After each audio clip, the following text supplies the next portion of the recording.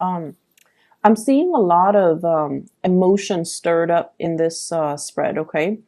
And I feel like it oscillates between like distrust and also frustration and a little bit of anger. And so whatever you do, try to, maintain your composure for this week. And especially when dealing with, people you care about, people you love. Aiming to be a little bit more objective when it comes to communication. So for example, if someone is saying like, "Hey, sorry, I missed you last time. How about we catch up this week?" And you're kind of like, "Oh, when I needed you last week, you weren't there, and now you're here. When you're, like when you're free." So be a little bit careful about, not adding fuel to the fire. If somebody's communicating, just take whatever they say at face value and don't inject that sense of cynicism or that sense of mistrust into the communication. Okay, and the reason I say that is at the center of the spread, how you and your significant other or your crush are dealing with each other. We have the moon, and the moon deals with confusion. It also deals with overall. And your energy is very directed. You're very concise with communication. You're very clear. With you, everything is like yes or no. Do you like this or don't you like this? Like you're very decisive. You own your feelings. You own your emotions, and you know how you feel about somebody at all times. Okay. So with the moon, it indicates to me you possibly dealing with someone who's very wishy-washy.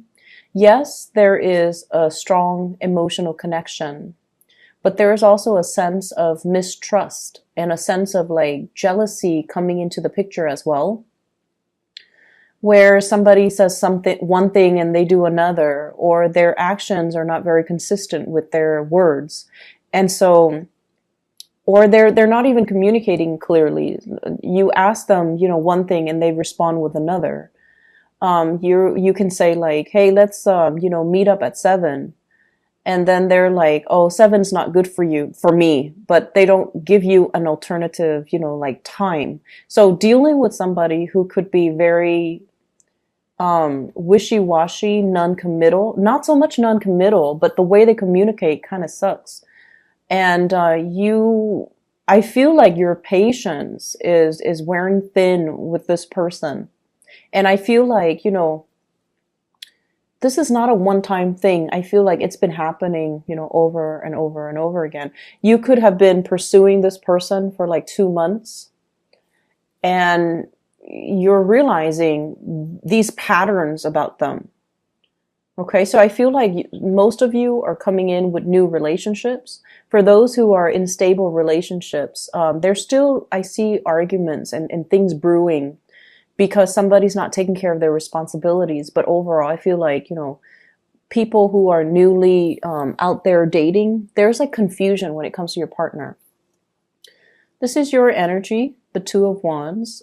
Usually this is like being at a distance from a partner. Some of you could be traveling for work, and some of you have a lot of responsibilities where you have to do overtime, where you have to work on the weekends, where you've been getting out of the house, you've been like very busy, I feel. And with the Two of Wands, it's sort of like, it's a relationship card, but one person is not in the picture. And the partner that you have, you're looking at your partner. We have the Nine of Cups. This is somebody with a lot of options. This is somebody that could be very flirtatious. If they're not flirtatious, at least they're so nice that they have trouble saying no. They have trouble turning down offers. They're not very clear to reject people, and they're not very clear about telling people, "I'm not interested, take a hike."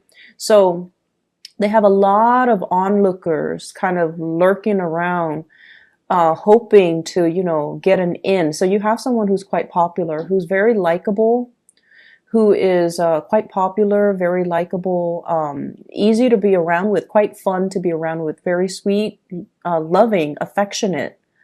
But they might have a lot of options around them. And I feel like for those who are trying to, get this person, I feel like they're looking elsewhere. Their attention is elsewhere. And so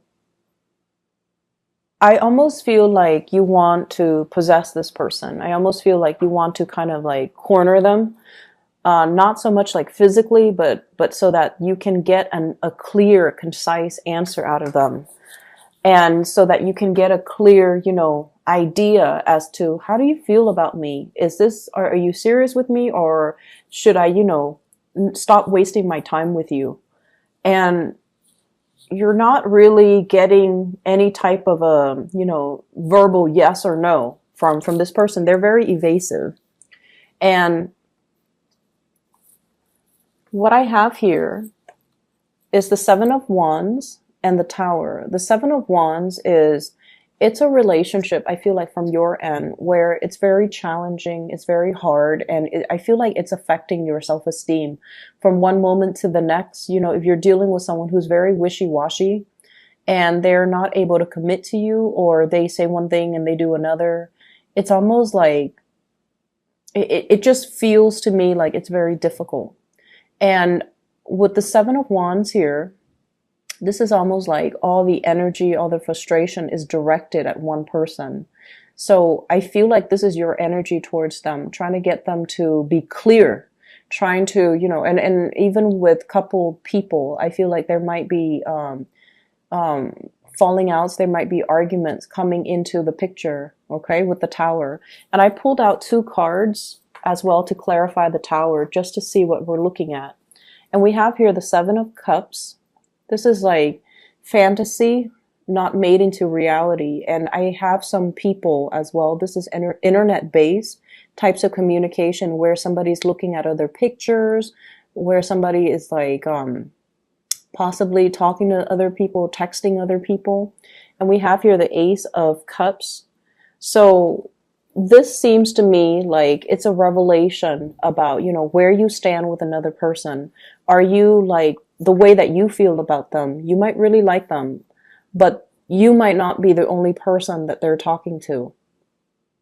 And then I also feel like, coming to the realization that maybe this is a lost cause, because, you built this person up, like you saw the image of them, or you saw like, the fantasy of them, but in reality, they might not be the suitable partner for you. So I feel like something is coming to light where you are going to make a reassessment of this relationship, and you might not, I feel like you might not feel like they're giving you their undivided attention, and their attention, their energies are scattered elsewhere.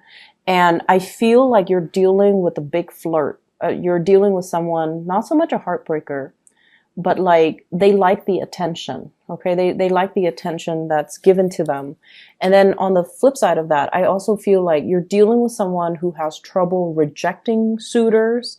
And so they kind of keep people hanging on, not because they like the attention, but because they have trouble saying no. And it can be very frustrating because with you, you're very clear about, drawing boundaries, and you're very clear about who you want to pursue. So that element, I feel like there's frustration associated with it. Okay.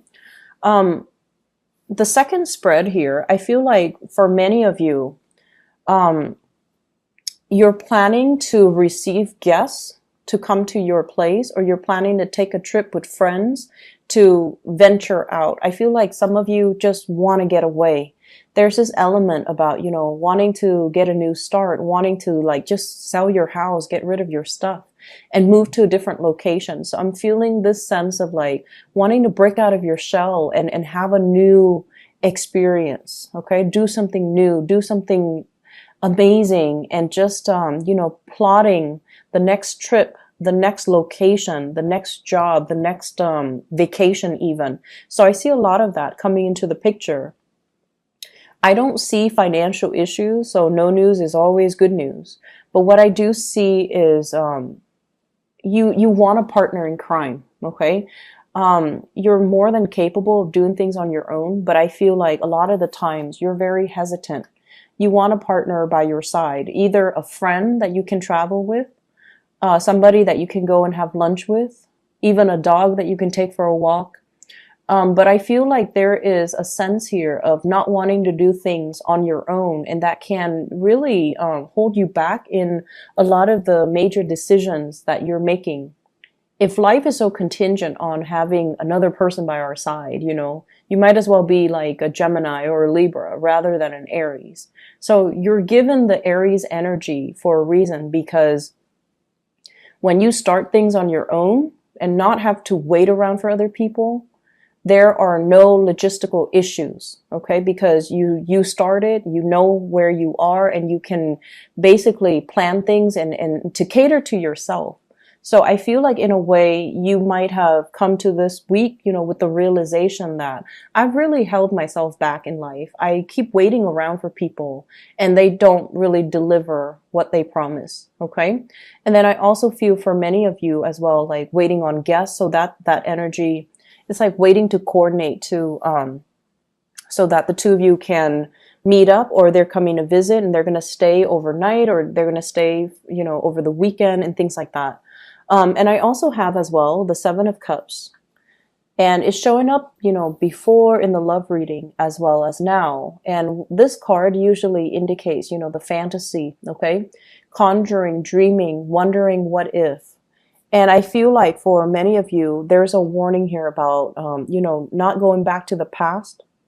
And they're saying like finding a new place, finding a new location, not getting pigeonholed into like, so for example, I see you making plans, wanting to break away and wanting to make some major changes in your life.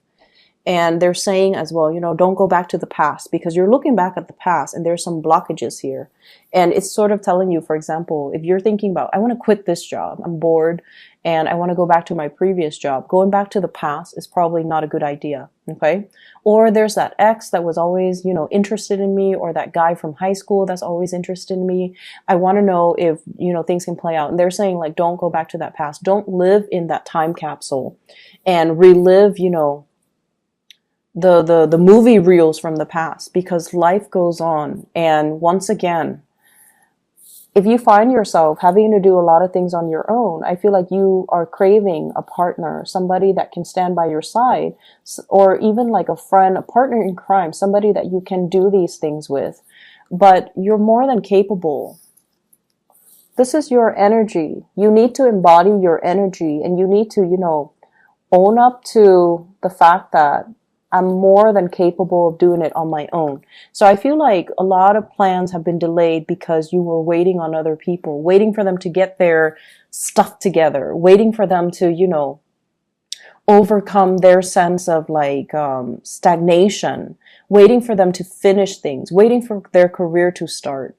And it has been a series of setbacks because plans were made with other people. So aiming to be a lot more independent and, things like that. I feel like it's going to bode well for you with your Aries energy. It's in perfect alignment with where you're supposed to go and the person that you're supposed to become.